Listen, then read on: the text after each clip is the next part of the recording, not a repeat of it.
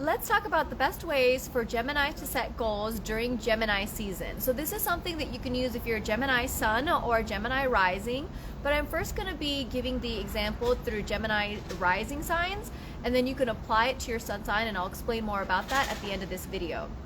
But basically, when you want to set goals, you want to look at your 9th house, which is your house of your personal goals. And the sign there is going to tell you a story of the manifestation style, of the goal setting style, approach, qualities, and characteristics that are going to be the best for you. But you also want to look at your 1st house, because this is the most you in your house. And before you set any goals, you can have all of the visions that you want, but you need to be in the right environment in order to get motivated and to actually start that.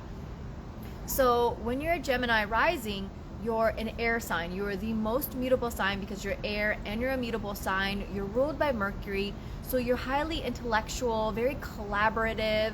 Mercury also rules Virgo, but when it comes to Virgo, it has a more serious tone, whereas like Gemini, it's more playful in its mercurial elements. It's very collaborative. It's really curious. It likes to have fun because it represents toddlers, and so that's sort of that space and that energy. It represents self-made wealth. It's about natural talents, things of that nature, learning, exploring and stuff. So when you're trying to start something for the first time, it's really great for you to find something new and exciting that really motivates you to get started. Whether it's pursuing your own personal interests and passion, or collaborating with other people, neighbors, siblings, friends, something that really gets you excited.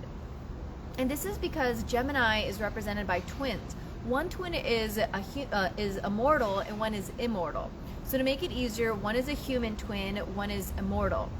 And the reason why Geminis really enjoy doing new things is because the human twin really likes the beginning and the start of things. It finds it really exciting and stuff. But that twin also fears ending because it sees it as death. Now, not all Geminis are consciously aware of this, but this is why Geminis are known to not have the strongest follow through. That also including that Geminis represent toddlers, and so they're not at that stage where they're necessarily they're not designed to complete things. It's more like the creative process more than anything.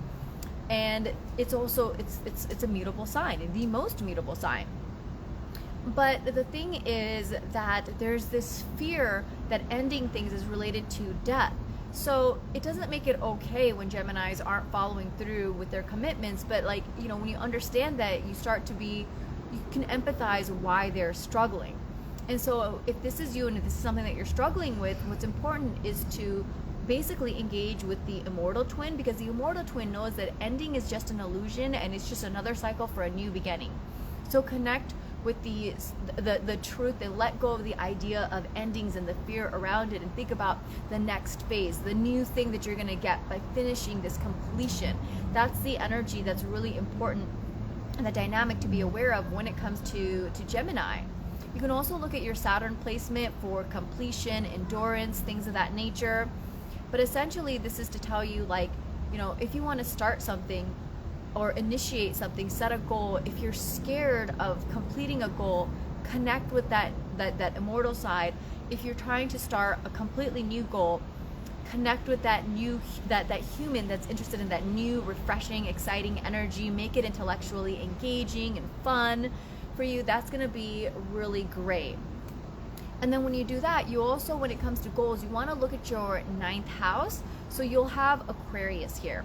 Aquarius is an air sign. It's very cerebral, very collaborative. Both Gemini and Aquarius are very community oriented, wants to collaborate, wants to be supportive and stuff. So you want to make sure that your goals are set in a way where it helps people in a larger scale. It elevates sharing knowledge, it elevates society, everyday people, something that's very inclusive, diverse. The more unique and individual it is, the more sustainable it's going to be as well, because you want to honor that energy of Aquarius. And there's this balance of Aquarius being ruled by Saturn, which has commitment, which is detail oriented and you want to honor that, but you want to do it by giving it a unique twist. This is also going to be great because Gemini likes new and exciting things, and the more you're being inventive, the more you're being innovative and unique, the more you're going to want to be able to maintain that energy. And this is something that's really important to know as you're setting goals, because there's so many goal setting techniques available, and one method is going to work great for one person and not another. So it's important for you to recognize what works best for you. For example, for me as a Cancer rising, I have Pisces in my 9th house of goals. So when it comes to setting my goals, I may have very specific visions and stuff, but when it comes to actually goal setting, starting off general is going to make it easier for me to achieve it, because the more specific I get, it's almost like I'm suffocating that energy, because Pisces is really like, it's ruled by Jupiter, it's a really expansive sign. Aquarius, on the other hand, is very Saturnian. It's very specific, but in an open sort of a way with Aquarius, and it's also really unique. So if you find that you're not really able to sustain your goals, you're not motivated, add more creative flair to it. Make it more inclusive. Make it be bigger than yourself. Think about how it's going to help society, humanity, as a whole, collectively. This is going to be something that's really important. You also want to think about, now that you have an idea of that template, because sometimes people just use the wrong system and that's why it's not very sustainable. You also want to look at like your 6th house of your habits, where you have Scorpio, and your 3rd house of communication. So your Mercury placement may vary, but in your 3rd house, which is originally home to Gemini, it's got that like mercurial communicative quality where you have a Leo, and Leo is about confidence, creativity. It's about wanting the best of things. So when it comes to collaborating and stuff, which is 3rd house, which is Gemini, which is Aquarius, you want to like engage with people, communicate with people in a way where you're being optimistic and creative and confident, and be engaging. Put yourself in the spotlight. Now, of course, this is a general reading, so this isn't going to apply to everyone. There's going to be other considerations that can change this energy. So, you'll have to discern for yourself whether this applies to you or not. If this isn't quite applying to you and you want a more personalized reading, you can reach out to me. I'd be happy to to offer you a session. But overall, this is something that tends to work well. And even if you do have challenging aspects, like you have Saturn here or something of that nature, I have an ex who has his Sun, Mercury, and Saturn and Leo and stuff. So he often is positioned in these spotlight situations, but he's not the most confident in it. But it's something that he's meant to experience. So having Leo in your 3rd house, there is this theme that part of your journey is to develop your confidence, to show up as a leader, to be inspiring and creative. Leo is about creative intelligence. Oftentimes people associate Mercury with intelligence, but it's more the mental calculator. Creative, true, unique brilliance is more of an independent energy, and that's very reminiscent of Leo. So put your creative twist on things, which you already have that energy going on with Uranus ruling your 9th house and stuff. So when it comes to collaborating, if you're finding that you want to set goals and you're not getting the engagement that you want, really check in with yourself. How can you be more creative? How can you be more optimistic? How can you build your confidence up? If this is something that you struggle with, maybe there's something in your childhood, which is your 3rd house, that would be valuable for you to work through. And that way you can kind of communicate and find the right support system and collaboration in order to in order to achieve whatever your goals are. Now, another thing to consider is when it comes to your goals, you want to look at your 6th house, because your 6th house is about your habits. So what are you doing habitually every day that is contributing to you achieving your goals and your habits? You have Scorpio here. We're using the whole house system here. And when you have Scorpio here, it's a watery strategic sign. So you want to do things that are strategic with some intuitive like insights and stuff. It's a water sign, so there's a little bit of like an emotional flexibility, but it's also a fixed sign. All of these placements, you've got Leo that's fixed, you've got Scorpio that's fixed, you've got Aquarius that's fixed. So there's sort of like, they all kind of work in unison together. But when it comes to Scorpio, it is a sign. It's the only sign that can transmute its elements from a water to a fire sign. So there is a certain level of flexibility and adaptability that does come with it. But every day, you want to like take time at some point in your work environment, in your daily environment, in your habits and stuff, to give some space to yourself. You know, like Scorpio is a water sign. It's introverted. It's all about it's a very guarded sign. It represents secrecy. So give yourself a little bit of that space.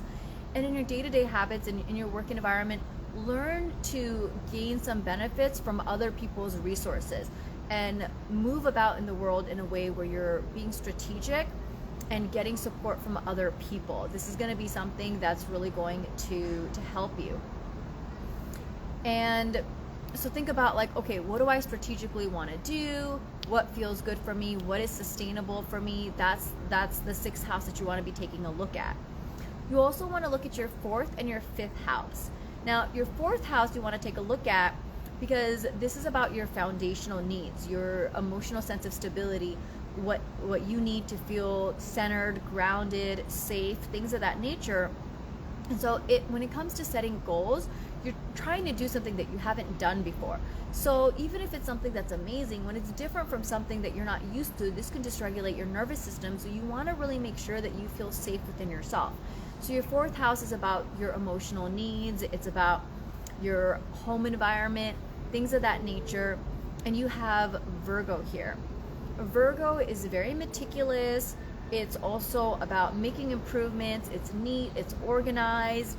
It likes to make improvements. So it's really important, like as much as you can in your home, if you can have sort of like a system, an organization and stuff, create an environment that's really intellectually stimulating and a place where you can be productive, where you can be supportive in a practical way. Like make sure your home is practically supportive. Like there's different ways to offer support. Sometimes esoteric, ethereal support is important, but Virgo is all about practical, tangible, measurable support. So have systems in place, strategies that make it easy for you to stay organized in your home environment, make improvements in your space. It's more of a minimalist, like sort of a placement or sign. So unless you have other things changing it up, like make it easy for yourself to maintain. Don't go overboard. Don't make it overwhelming for yourself so that it's more manageable. But always just a little bit, try to find things that you can do to tidy up, just small little efforts here and there. And when it comes to your emotional needs and your stability, it's important for you to do things that are emotionally supportive, something that you need to offer, but also something that you need to receive within yourself. So make sure that you offer yourself that.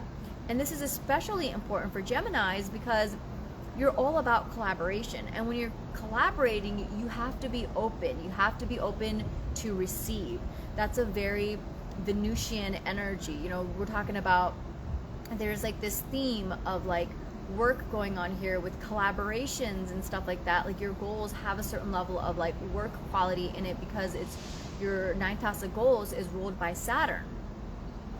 And so you want to make sure that you're giving yourself that environment. And when you're collaborating with people, that's very much a Libra energy. And you have to receive support.